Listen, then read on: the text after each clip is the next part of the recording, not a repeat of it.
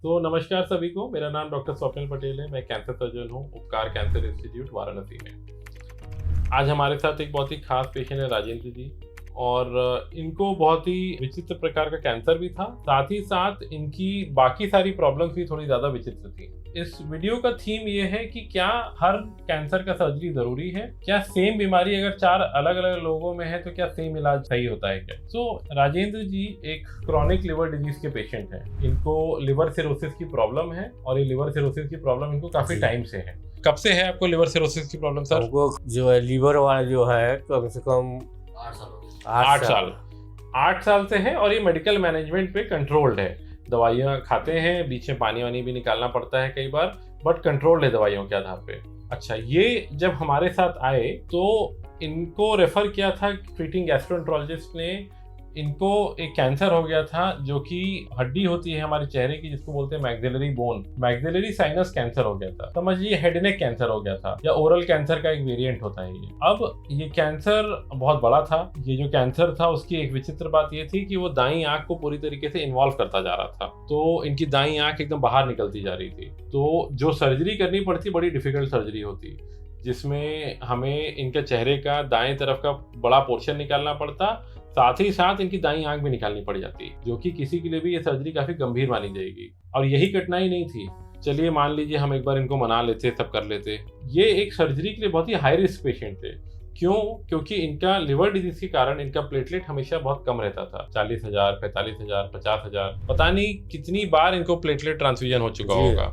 हमने इनको 2 बार सर्जरी के लिए भर्ती भी किया और फिर हमने सर्जरी के लिए मना कर दिया, हर बार कुछ ना कुछ डिसीजन लेके, क्योंकि हम संतुष्ट नहीं थे इस प्लान से। अच्छा, उपकार कैंसर इंस्टीट्यूट में एक चीज जो हम लोग हमेशा ध्यान देते हैं कि जो भी लेटेस्ट अवेलेबल रिसर्च हो, लेटेस्ट अवेलेबल दवाई हो, लेटेस्ट अवेलेबल ट्रीटमेंट की पद्धति हो, दुनिया के किसी भी कोने में हो, हम कोशिश करते हैं मरीज को वो उपलब्ध कराई दें।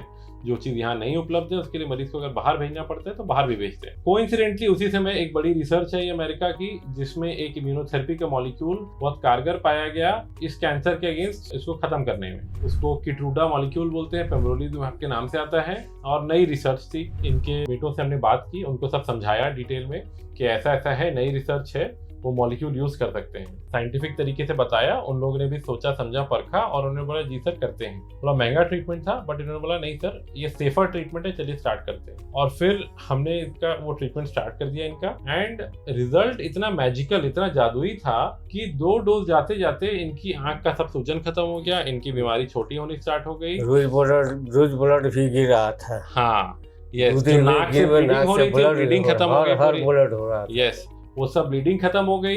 एंड मैजिकल रिस्पॉन्स इसको बोलते हैं। हमने बोला चलिए देखते हैं अंदर क्या चल रहा है, वापस एमआरआई कराते हैं। वापस एमआरआई कराया तो एकदम जैसे सब गायब, छू मंतर। तो रिस्पॉन्स बहुत ही अच्छा रहा। यही नतीजा है कि ये पेशेंट जिनके लिए शायद कभी एक परफेक्ट ऑप्शन सर्जरी होता, हमने कटिंग एज रिसर्च को यूज करके इनको वो ऑप्शन दिया जो इनके शरीर के लिए सबसे बेस्ट था और इनकी प्रॉब्लम के लिए सबसे बेस्ट था।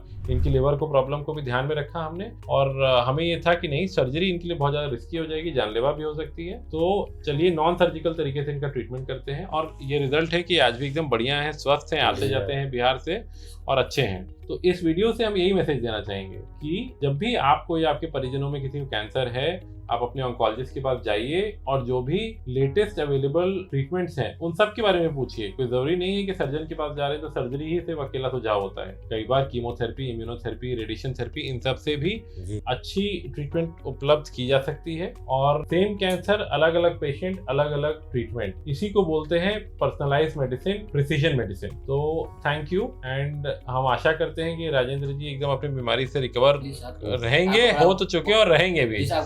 नहीं, थैंक यू, आप लोगों को विश्वास है पूरा, और क्या। ठीक है, तो ट्रीटमेंट अपना कंटिन्यू कराइए पूरा, ठीक है।